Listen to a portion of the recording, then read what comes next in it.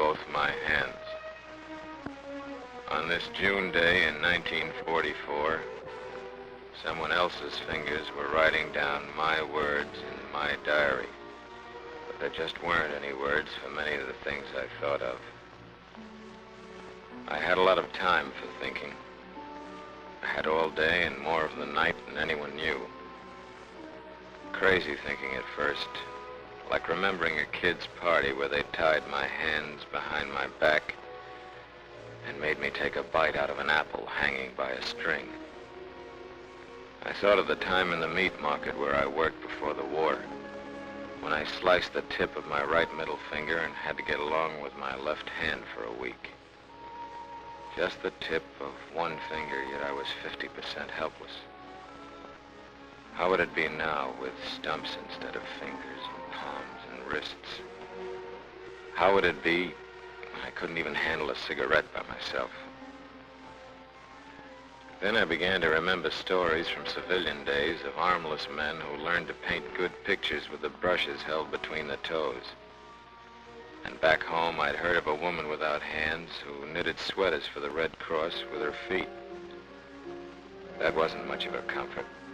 It was clever, and it was okay if someone's ambition were to paint portraits or knit sweaters with his feet. But it wasn't what I wanted. With the help of my neighbors, I could get by. I found that out early and felt better for it. But I didn't want to go through life dependent on others. Most of us in the ward felt that way.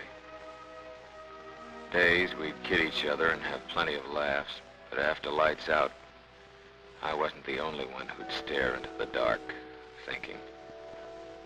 I still thought of that kid's game with the apple on the string. Rip, who fixed it up for me to smoke, probably thought of other things, like walking across a frozen lake on stilts. He'd lost both feet at Anzio. One thing I envied the others, though. They got theirs in combat. I got mine on D-Day, all right, but it was in North Carolina when half a pound of TNT exploded ahead of schedule. I didn't have a German scalp hanging from my belt. I didn't have a Purple Heart. I didn't even have an overseas ribbon. All I had was no hands. Then, 3 weeks after I went into the ward, something came along that made a big difference to all of us lying there day after day, worrying and wondering. They'd shown us movies before, but they said this one was special. This one was made by the Army just for us. There wasn't a single blonde in it, but they said we'd all feel better if we'd take time out to meet McGonagall. This is my neighbor, Charles McGonigal. I'd like you to meet him. I think he's an interesting fellow. Watch him shaving, for instance. What's unusual about that? Well, Charlie has no hands. No hands other than these ingenious substitutes. But he does things as easily and... We were a tough audience for movies. The day before, one of our guys who left a foot at Kwajalein had thrown his crutch at the screen when the hero recited poetry to some pin-up girl. But we listened hard this day, all of us. Johnny with one leg. Buck, one leg. Frenchie, one arm. Bailey, one leg. Red, one arm. Cradella, no legs. Papa Frank, one leg. And me. I listened because here was a man named Charlie McGonigal, a man without hands since the last war, doing all the everyday things I thought I'd never do again. Doing them with hooks. Nothing fancy like pole vaulting or repairing watches or even knitting with his feet. Just the acts of normal living like shaving and eating and dressing himself. He does it alone from the first sock to the final tilt of his hat. This vest, instead of buttoning up in the regular way, hooks together for convenience sake. Charlie can handle buttons, but the hooks are time savers. In a world where the tendency has always been to streamline time, there are forecasts, the zipper vests that you and I will be wearing when Hitler and Hirohito are things you talk about only in the past tense, like Dillinger and Model Ts. Even the leg boys seemed encouraged by what they saw on the screen. It showed them what a man could do if he tried. Charlie has none of the characteristics of a Superman. He's a man who lived normally before the war, and he set himself no goal but to live normally after it. He succeeded because he had patience. He had faith in himself, and he knew that it could be done. It took a little while, but he got there.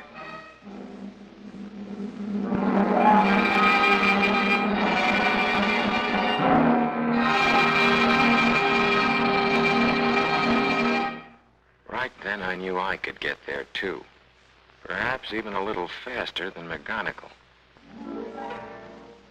After seeing the picture, for the first time I really put something into the daily calisthenics. I didn't just fan the air with my arms anymore. I worked out as though I had a date to play in the Rose Bowl on New Year's Day. Actually, it was going to be a bigger show than the Rose Bowl. The date I had was with McGonigal's way of living. Place, the normal world. Time, that was a big question mark. I spoke to the doc about it and said I was figuring on about 3 months, like McGonigal. Well, he said, maybe 6. If I'd said 6 months, he'd probably have said maybe 9. That's the way they were in the hospital, cautious. They didn't want to build us up to a letdown. The doc told me to begin toning up in what we called the workshop, which was less of a mouthful than the orthopedic occupational therapy shop. With a cuff attachment, things became easier right away. I wrote the words, "Dear Mother," again. I hadn't done that since June the 5th, 5 weeks before. The writing wasn't as pretty as it used to be, but it could be read, and it was my own. I discovered that I owed a great debt to the man who invented the typewriter, and to the nurses who were patient when I got the keys into a traffic jam. Ping pong helped limber up my arms and shoulders.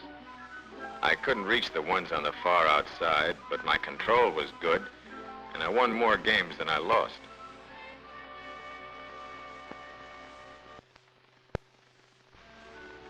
August the 3rd was a great day. Less than 6 weeks after my accident, the doctor told me my stumps looked okay, and it was time he gave me some new hands. Well, I felt like turning a couple of cartwheels, but that wasn't quite possible, so I just thanked him and made a date to get downstairs. It used to take Chubby an hour to make a plaster cast in civilian life, but he was having more customers these days and could do it in a breeze. Chubby assured me I'd be dealing myself a Pat Royal flush a month from now. A month? That was more like it. Well, said Chubby, maybe 6 months. Everyone was playing it cozy. There was nothing left to chance with the plastic forearms called buckets. They had to fit snugly with no more tolerance than you'd find in the cylinders of a P-38. The reach had to be just right. Everything had to be just right because these were going to be my new hands. Strong enough to carry a trunk, sensitive enough to thread a needle. Some fellas have dress hands with fingers that would fool anyone when covered with a glove, but there's not much you can do with them except look pretty. I got my prostheses, as they're called, a week after Chubby took the mold, and the doc explained just how to work them.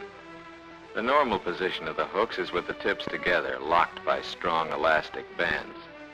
Each hook is opened by a cord which is pulled by moving the opposite shoulder. It had been nearly 6 weeks since I'd held anything under my own control, and that had been half a pound of TNT in North Carolina. I got quite a kick out of holding that pencil. When I came back to the ward, I couldn't help flashing my new hooks. I sure felt cocky. I puffed casually on a cigarette and swaggered as though I'd won the Medal of Honor with oak leaf cluster. I wanted to drink a toast to the world with my own new hands, even if it had to be milk. Boy, was I riding high. No straw for me. It was like catching one in the belly. Maybe the doc's schedule was right, and mine was a lot of optimistic hooey. Instead of trying to run before I could crawl, I started off from scratch, practicing every chance I got. I had to keep adjusting the hooks to find out the best angle and tension for different jobs. I had to develop new muscles and a whole new sense in place of the sense of touch that I'd lost. For instance, it seemed unnatural to have to move my left shoulder if I wanted to do something with my right hand. I began to think of it as a sort of remote control, like looking in a submarine periscope to see something up on top. After a few days and nights, it came more easily, but I wouldn't be satisfied until I could do it automatically without having to tell myself, left hand, right shoulder, right hand, left shoulder, every time I took a pencil or a box of matches. It was slow, dull work, and it was hard. There's no sense pretending it wasn't. But one thing I knew, it wouldn't do any good to cry over a bottle of spilt milk. Things were better in the orthopedic workshop where they dressed up teaching to make it more like a game. The checkers were different shapes and weights, and I didn't win often because the nurse could figure out her next 3 moves while I was making 1. It was a funny feeling coming face to face with gadgets that a child could operate and realizing that I had to learn them all over again. In the first couple of weeks with my hooks, I dialed more numbers than there are Smiths and Joneses in the New York phone book. And they weren't just collect calls either. I dropped enough coins in the fare box of a bus to take me all the way across the country. A cup was more difficult because it was slippery and breakable. And from the time I'd sat in a high chair, I'd always picked it up with a thumb and 2 fingers. Every time I handled a glass, I thought of a certain bottle of milk, and that saved the War Department plenty of petty cash for breakage. Maybe it wasn't the most exciting work in the world, but they'd rigged it up for our benefit, and every hour a man spent practicing brought him just that much closer to home, which was what the hospital wanted for us. It wasn't all work and no play. They provided us with just about every kind of sport there is, outdoor and in. I would never play basketball at Madison Square Garden, but in the pool I found that I could breeze along because speed in swimming comes as much from the legs as from the arms.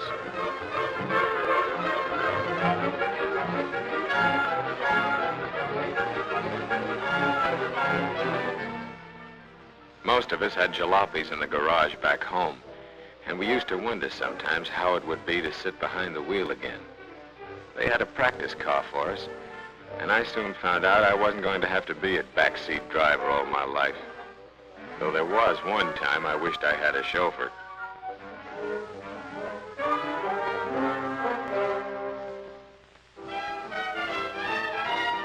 I wasn't the only one who was making progress. It was wonderful to see how quickly the fellas had lost a leg or both legs had learned how to handle themselves.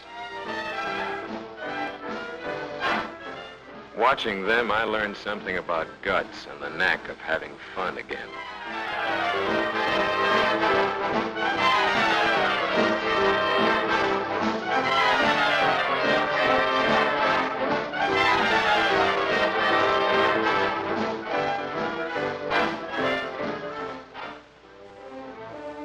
On September the 6th, exactly 3 months after I lost my hands, I got a furlough.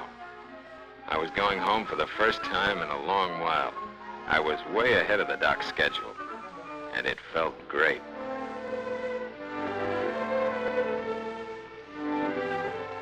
A furlough's a beautiful way to spend a piece of calendar. I was hopped up about it. But something happened on the train that got me unhopped. I spotted a seat. Then I saw who was on the other half of it, and, well, I didn't want to scare her away like little Miss Muffet.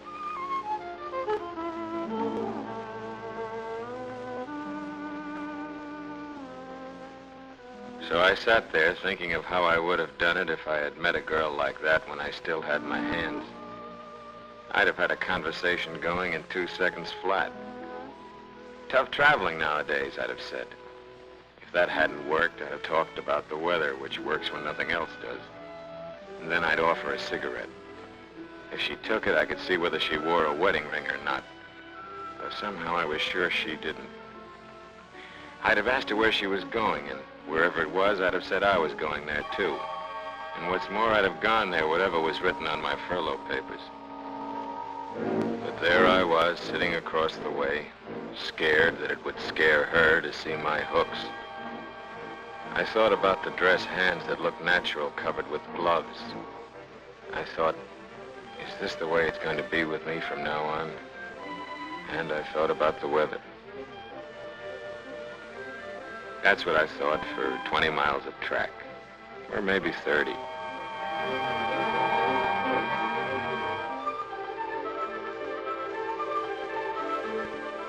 Wherever a man's home is, that's where the water is softest. And I never felt so clean in my life as the first day home. It was easy to work up a lather with a sponge gadget Fred Selby next door whipped up in less than half an hour. I had 3 showers that one day. Nothing had changed at home. The grass was in pretty bad shape because Mother wasn't husky enough for a lawnmower, and there aren't many men left in our neighborhood since the war. But I took care of it the first afternoon. Everything else was the same. I don't know how they managed all the food. They must have been saving up points for weeks. By the second day, I wondered if I'd have difficulty fastening my belt. Not because of my hooks, but because of those meals.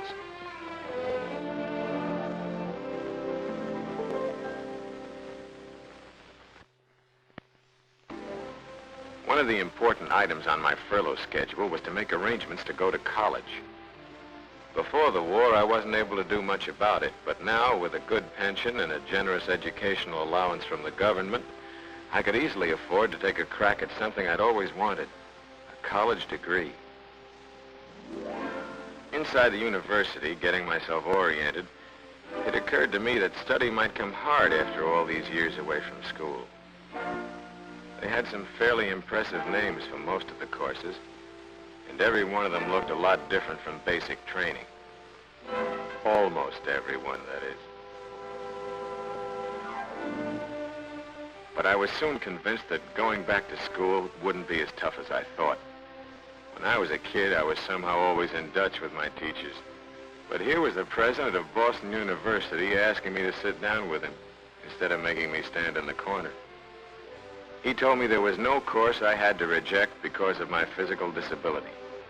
I could learn to be just about anything except maybe a brain surgeon or a concert violinist. And for the first time, I knew how long something would take. 4 years. Not maybe 6 or maybe 8, but 4 years flat. That made good listening. That night, I dressed as carefully as if I were going to stand Saturday inspection. And in a way, I was. I had a date, and there couldn't be a hair out of place. I kept thinking of 2 things. That train ride from the hospital and the weather. I thought about them so hard, I'd still be getting into my blouse if it hadn't been fitted with those time savers I saw in the McGonigal picture.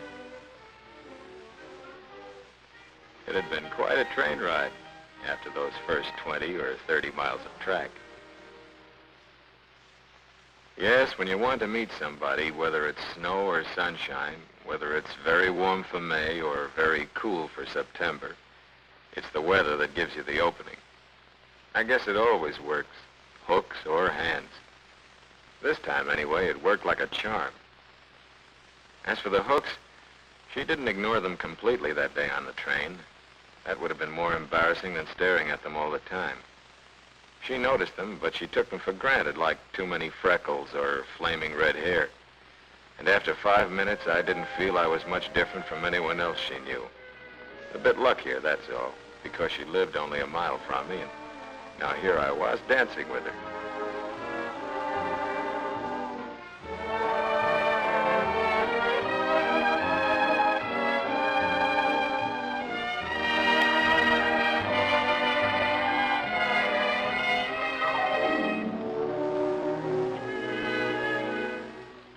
I had a swell furlough.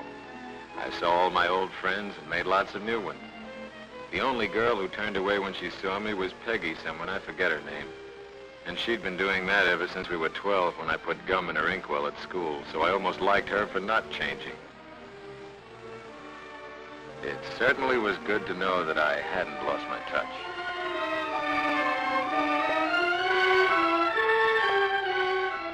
And so that night, just a little more than 3 months after I was hurt, I found myself writing, "This is the last entry in my diary because I think a diary is mostly to help remember things in the past.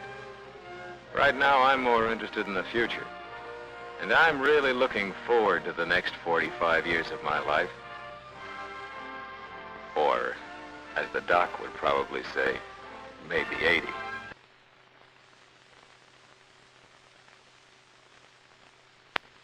Ladies and gentlemen, the Surgeon General of the United States Army, Major General Norman T. Kirk. The picture that you have just seen is the story of one man's fight to regain his place in society. There are many thousands of men who are today engaged in that same struggle, the struggle to be able to take their place in normal, everyday life.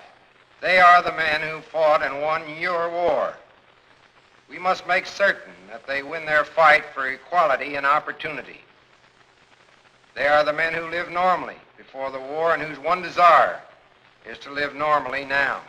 Without your help, they cannot possibly succeed.